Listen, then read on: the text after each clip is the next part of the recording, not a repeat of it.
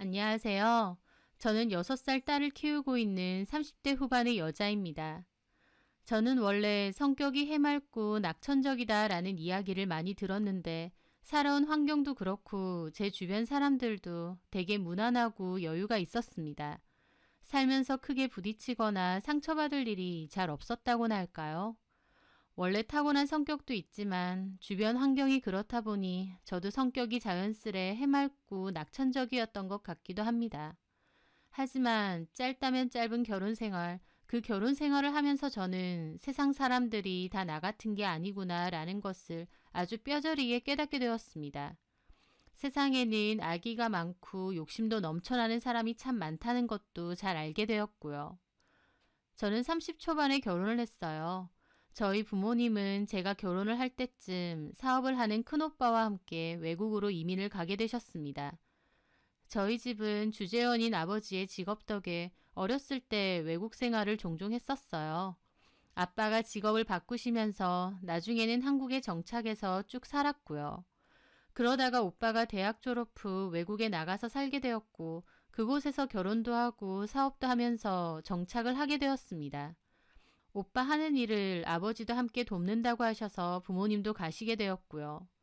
저는 한국에서 직장에 다니고 있었는데 만약 결혼을 할 게 아니었더라면 저도 부모님을 따라 함께 외국으로 갔었을 거예요.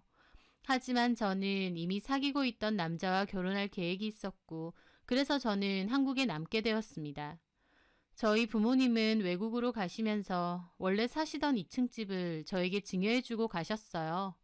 저희 집은 신도시 근처 주택 단지에 위치하고 있었습니다.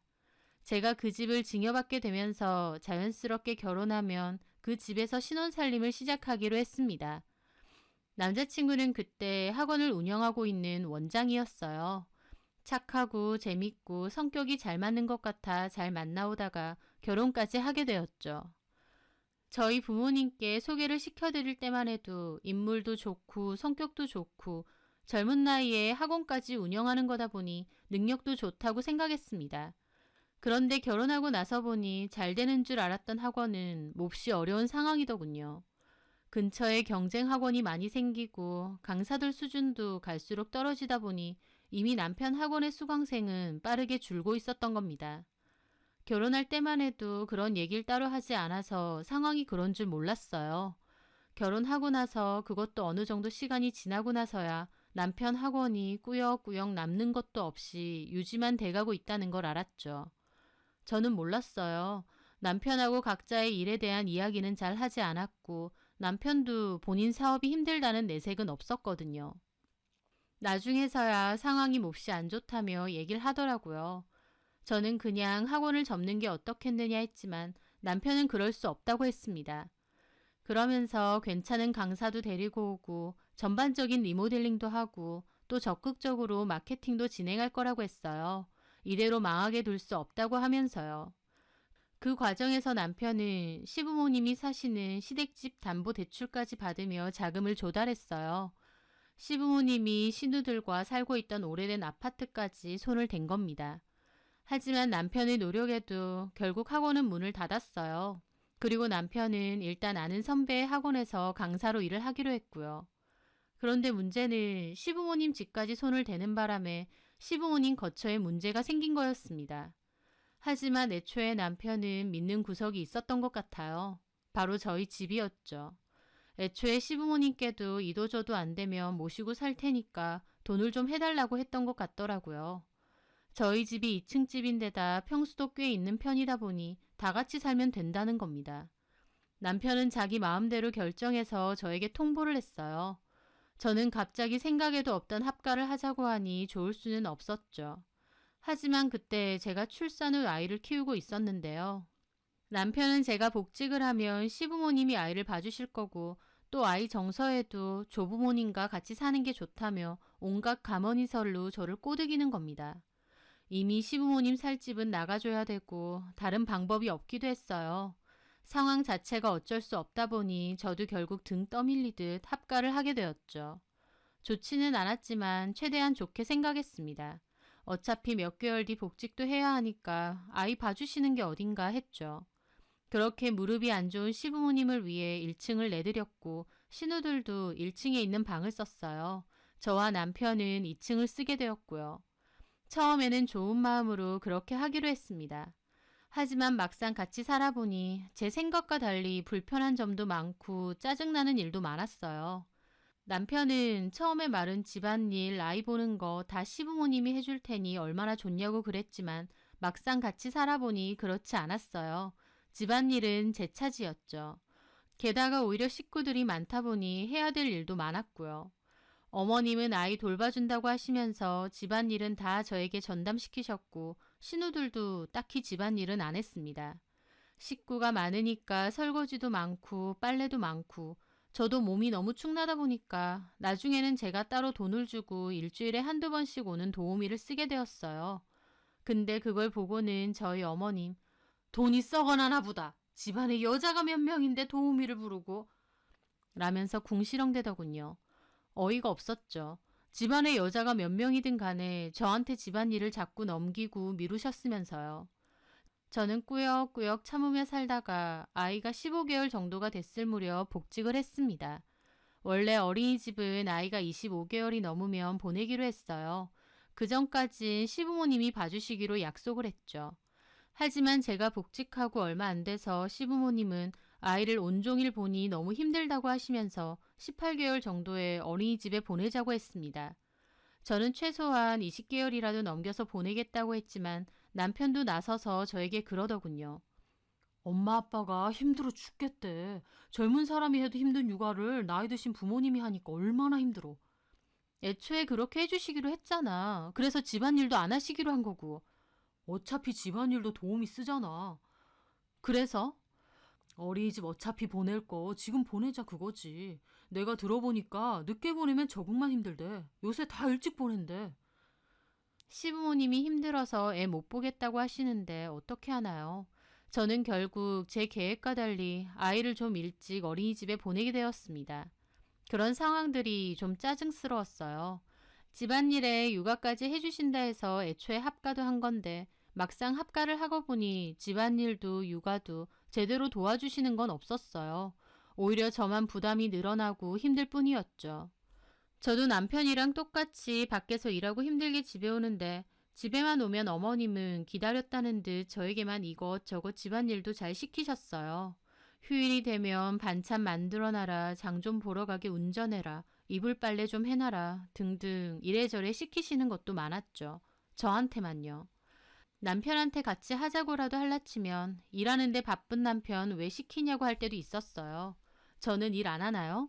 처음엔 좋은 마음이었지만 그런 생활이 반복되니 저도 갈수록 스트레스가 늘었습니다. 그뿐인가요? 같이 사는 신우들도 참 너무하더라고요. 큰 신우는 아나운서 준비한다고 하는 취업 준비생이었고 둘째는 학생이었어요. 맨날 돈 없다고 남편한테 용돈 달라고 그러고 집에 있을 때는 손 하나 까딱 안 했죠. 자기들 세탁물하고 방 청소 정도는 해야 되는데 그것도 하라고 하면 좀 하는 척 하다가 나중에는 안 합니다. 여차저차 4년 넘게 같이는 살았지만 사는 동안 참 속이 갑갑하고 짜증날 때가 많았어요. 그러던 어느 날 저희 부모님이 한국에 오셨어요. 오시는 일이 잘 없었는데 오랜만에 저희 아이도 보고 저도 볼 겸 오신다고 하셨죠.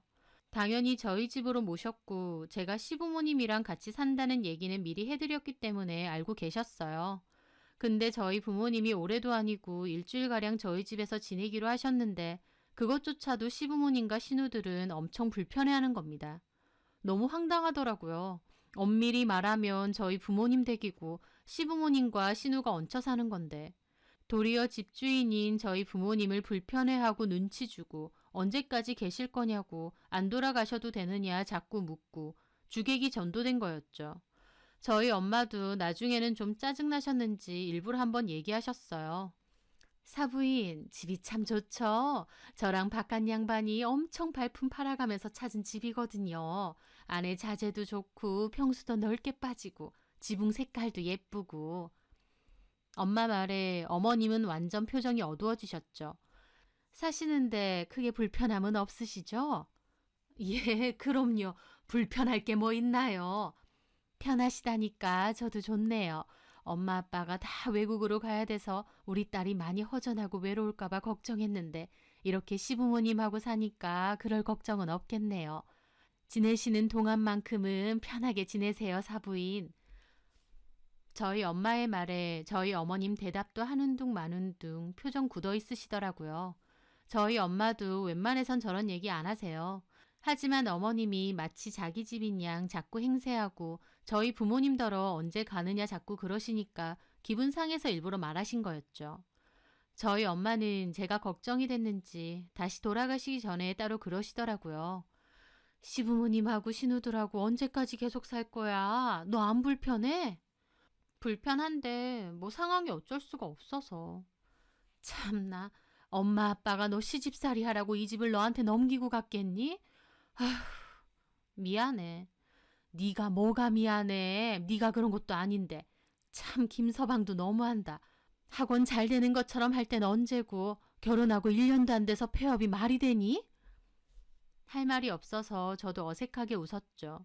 엄마는 조심스레 물으시더라고요. 너는 우리 사는 곳으로 올 생각 없지? 엄마 사는 곳에? 그래. 거기 애 키우기에도 좋고 너네 오빠 사업 잘 되니까 너도 거기서 같이 일해도 되는데. 글쎄, 외국에서 산다는 게 간단한 일도 아니고 김서방이 여기서 계속 학원을 하는 것도 아니고 차라리 거기 가서 너네 오빠 밑에서 일 배우는 것도 나쁘지 않잖아. 그렇긴 해. 한번 물어나 볼게. 저도 마음 같아서는 부모님 따라서 해외로 나가 살고 싶었어요. 저희 아이와 함께요. 결혼하고 1년도 안 돼서 시부모님, 시누들과 같이 살다 보니 솔직히 제대로 된 결혼 생활도 못했고 정신없고 스트레스만 많았습니다. 돈은 돈대로 많이 들고요. 그러다 보니 저도 차라리 여기 생활 정리하고 부모님 따라갈까 싶기도 하더라고요. 그런데 저희 부모님이 다시 돌아가시고 얼마 안 됐을 때였어요. 저녁을 먹는데 시어머니가 언짢은 얼굴로 그러시더라고요. 근데 내가 생각을 해봤는데 이 집 명의 말이다. 네? 그거 아직도 네 명의로 되어 있니? 저는 이게 뭔 소린가 싶었습니다. 저희 부모님이 저에게 증여하신 제 집인데 당연히 제 명의죠. 네, 그렇죠. 그런데 제 대답에 시어머니는 무슨 큰일이라도 난 양 노발대발 하시는 겁니다. 아니, 그렇게 하면 안 되지. 뭐가요? 결혼을 했고 이렇게 같이 살면 우리 민석이 명의로 바꿔줄 때 되지 않았어? 네? 저는 이게 무슨 귀신 씨나라 까먹는 소린가 했어요. 왜 그래야 되는데요? 얘 좀 봐. 당연히 집안의 가장이 남편인데 집이 남편 명의로 안 돼 있으면 어쩌자는 거야. 남편 명의로 하는 게 기본 아니야. 저는 어이가 없었어요. 그래서 남편을 쳐다봤는데 자기 엄마가 저런 소리를 하고 있는 동안에도 남편은 자기 일이 아닌 양 밥만 먹고 있더군요. 그 모습이 더 황당했습니다. 저는 차분하게 어머님께 말했죠. 어머님, 이거 저희 부모님께서 저한테 증여해 주신 제 집이고요. 남편으로 명의를 바꿔야 될 이유 없어요. 사는데 무슨 문제가 있는 것도 아닌데 왜 굳이 명의를 바꿔야 되나요? 그랬더니 어머님이 대뜸 너 무슨 다른 꿍꿍이 있니? 그러는 겁니다. 저도 기분이 확 상했죠. 무슨 꿍꿍이요? 그러지 않고서야 그냥 바꾸면 되는 명의를 왜 못 바꿔준다는 건데. 저는 어머님이야말로 다른 꿍꿍이가 있는 게 아닌가 싶었죠. 가만히 있다가 갑자기 명의를 바꾸라고 난리치시는 게요. 그런데 옆에 있던 시아버지까지 한술 더 뜨시더군요. 그거는 시어머니 말이 맞다. 집안의 가장 앞으로 집도 되어 있는 게 맞아. 본인 앞으로 집안 채 없이 와이프 이름으로 되어 있으면 가장이 본인 위신이 서겠어? 어떻게 사회생활을 당당히 할 수 있겠냔 말이야. 저는 이 사람들이 단체로 어떻게 됐나 싶었습니다. 뭔데 이렇게 뻔뻔하게 집 명의를 바꾸라고 하는지 이해를 못하겠더라고요. 아버님, 집 없다고 위신이 못 설 게 뭐가 있어요. 게다가 원래도 이 사람 집이 아니었고요. 제 말에 시아버지 발끈하시더니 숟가락까지 탁 내려놓더군요. 뭐야? 얘 생각하는 게 아주 글러먹었네. 네? 봐라. 네가 기본적으로 네 남편이고 시댁 식구들이로 밑으로 보는 게 있으니까 시부모 무서운 줄 모르고 그런 소리도 하는 게다. 집 없다고 위신 못 쓸 게 뭐가 있냐고? 네가 지금 말하는 꼬라지를 봐. 어디서 남편 무시하고 시부모 무시하고. 무시하는 게 아니라요. 저희 부모님이 저한테 주신 집을 왜 자꾸 너네 부모가 집 줬다고 지금 유세떠니? 말 나와서 하는 말인데 너네 엄마도 그때 참 웃기더라. 그때 그런 소리를 나한테 하는 저희가 뭐야? 저희 엄마가 뭐라고 하셨는데요? 들어놓고 못 들은 척하지 마. 뭐 이 집 사시는 동안은 편하게 지내셔. 나 참 무슨 거지 적선하듯이. 그게 틀린 말인가요? 그러니까 너나 니네 엄마나 생각 자체가 글러먹었다고. 무슨 선심 쓰듯이 그게 사돈한테 할 소리야? 어머님은 자기 혼자 흥분해서 얼굴까지 시뻘개져서 따지는 겁니다. 식탁에 둘러앉은 그 집 식구들 저 하나 놔두고 큰 소리 내며 삿대질하며 몰아세우는데 그 상황 자체도 너무 기막히고 황당하고 제일 화나는 건 가만히 있는 남편이었어요. 시부모님이 그러던지 말던지 한숨만 쉬며 그냥 앉아있는 겁니다. 저는 그 순간 남편과 시댁 식구들에게 확 질리더군요. 다 같이 한 통속이 되어서 저만 몰아세우고 있는 그 상황이요.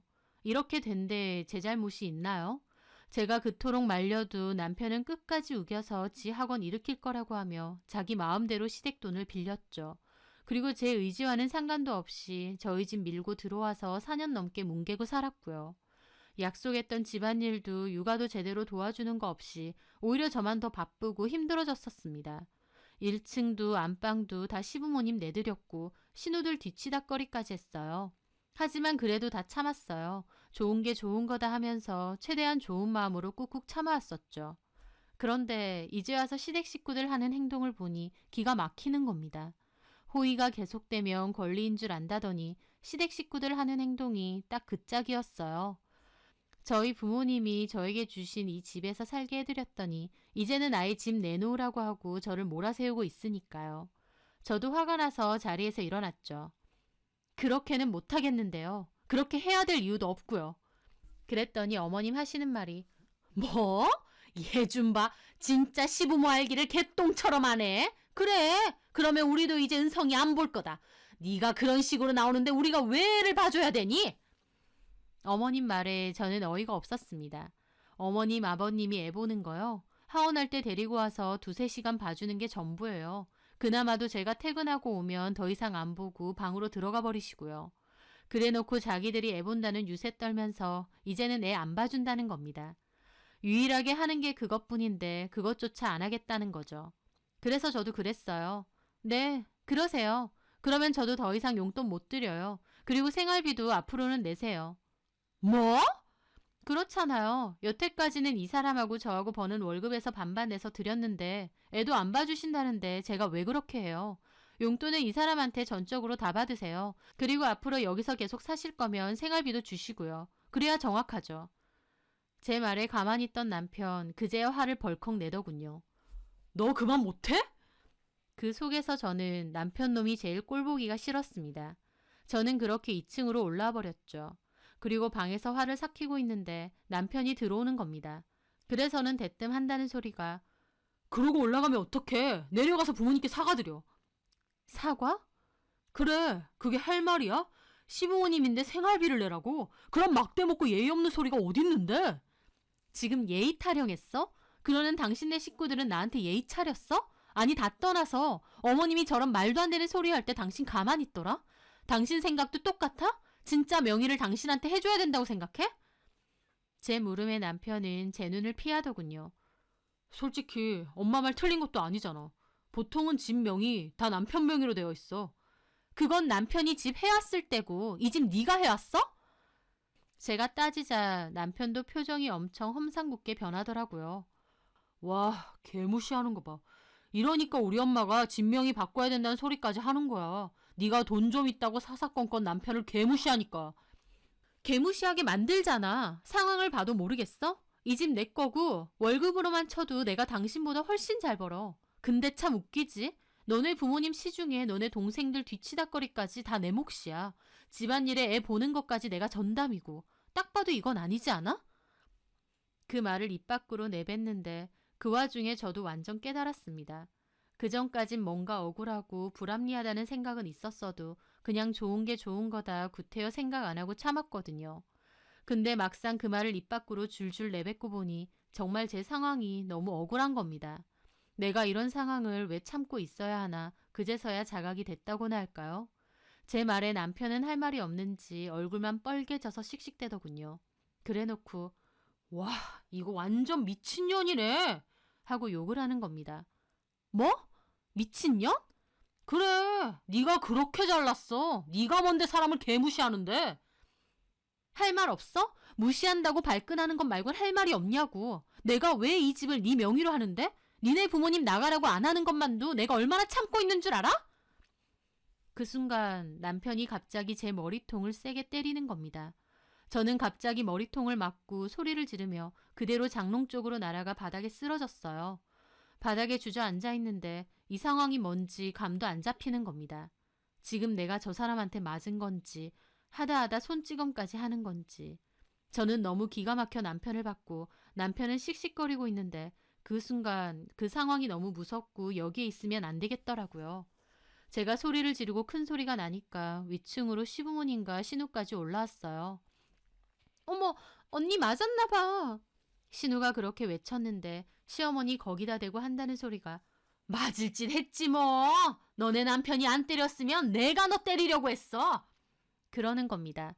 저는 그 기생충 같고 악마 같은 것들 사이에서 정말 1분 1초도 더 못 있겠더라고요. 아이도 무서운지 1층에서 울고 있는 것 같고요. 저는 그 길로 112에 신고를 했습니다. 남편과 시댁 식구들이 말렸지만 저는 악착같이 전화를 해서 신고를 했어요. 가정폭력 당했고 당장 와달라고요. 남편은 제 폰을 기어코 뺏어서 집어 던졌어요. 저는 가방을 꺼내고 제 짐을 넣으려고 하는데 남편이 억지로 저를 뜯어 말리는 바람에 팔목이며 어깨며 상처까지 났습니다. 저는 이혼할 거라고 난리를 쳤고 가방을 싸들었다 뺏었다가 그렇게 아웅다웅 다투는 중 경찰이 오게 되었어요. 저는 가정폭력 당했다고 했고 그 일로 남편과 시댁 식구들과 함께 경찰서까지 가야 했습니다. 저는 머리 맞은 거랑 어깨, 팔목 등 상처 입은 거 전부 병원 가서 진단서 떼고 짐 싸서 아이랑 그 집에서도 나왔어요. 남편에게도 말했습니다. 당장 이혼할 거고 폭력 당한 것도 그냥 안 넘어갈 거고 고소할 거라고 하면서요. 그리고 아는 언니 집에 아이와 지내게 되었는데 그 상황이 얼마나 기막히고 무서운지 눈물만 하염없이 나더라고요. 사람 좋고 착한 것 같아 믿고 결혼했는데 뻔뻔하고 염치 없고 못됐고 거기다가 손찌검까지. 그 와중에 시댁 식구들 누구 하나 말리는 사람 없이 부추기고 있고 제 편 하나 없는 그 집과 그 상황이 생각할수록 너무 무섭고 끔찍했습니다. 저는 가정폭력 신고 내역을 토대로 가정법원에 접근 금지 신청을 했어요.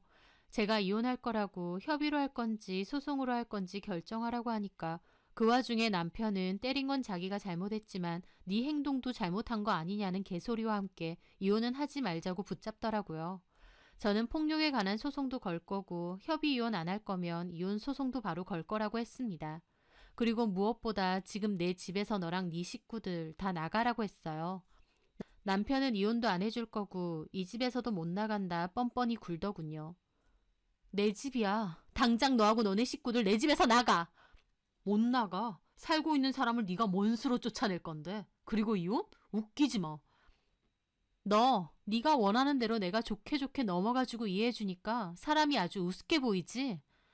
애초에 니네 식구들 들이밀고 들어와서 같이 살자고 했을 때 그때 너랑은 끝냈어야 했어. 뭐? 들이밀어? 너 말 다 했냐? 네가 말을 그따위로 하니까 내가 그런 거 아니야? 저는 끝까지 뻔뻔하고 파렴치한 남편 목소리를 듣는데 이가 갈리더군요. 기생충 같은 것들. 뭐? 기생충 같은 것들이라고. 기생충이 별거야? 너랑 니네 식구들이 딱 기생충들이야. 염치 없고 뻔뻔하고.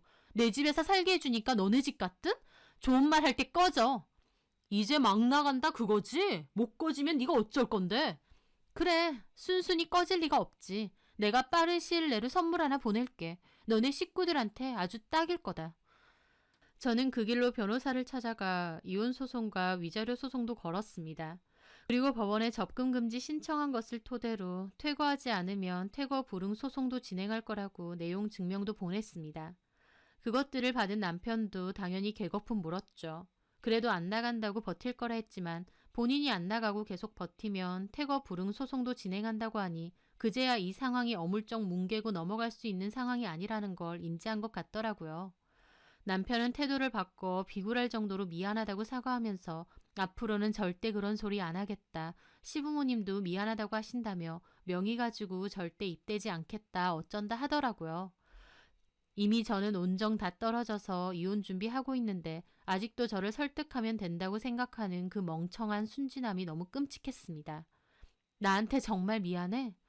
그럼 진짜 미안해. 그땐 내가 어떻게 됐다니까? 정말 미안한 마음 있으면 이번 주 내로 짐 싸들고 내 집에서 꺼져. 너랑 너네 식구 전부. 그리고 소송 소장 보냈으니까 답변서나 똑바로 보내고. 진짜 이럴 거야? 내가 지금 장난하는 걸로 보여? 우리 은성이는 나 은성이 아빠야. 은성이 할머니 할아버지 고모들까지 이렇게 매몰차게 다 쫓아낸다고? 저는 그 말에 코웃음이 절로 나왔죠.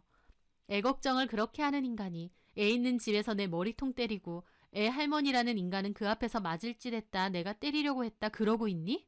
네가 언제부터 그렇게 은성이 챙기고 아꼈다고 이럴 때만 애 핑계 대고 있어. 어떻게 너는 시간이 갈수록 더 밑바닥이니? 긴 말 하고 싶지도 않아. 이 정도 했으면 너랑 네 식구들 다 데리고 내 집에서 꺼져. 우리는 끝이야. 연수야, 진짜 이러지 말자. 내가 다 잘못했어. 맞아. 네가 다 잘못했고 나는 더 이상 네 얼굴도 보기 싫어. 내가 어떻게 하면 돼? 어떻게 하면 네 화가 풀리겠니? 저는 웃음을 터뜨렸죠. 집 쫓겨나고 위자료 털릴 생각하니까 발등에 불 떨어졌나 보네. 어떻게 해야 내 화가 풀리냐고? 간단해. 소송이나 똑바로 준비해서 빨리 이혼해줘.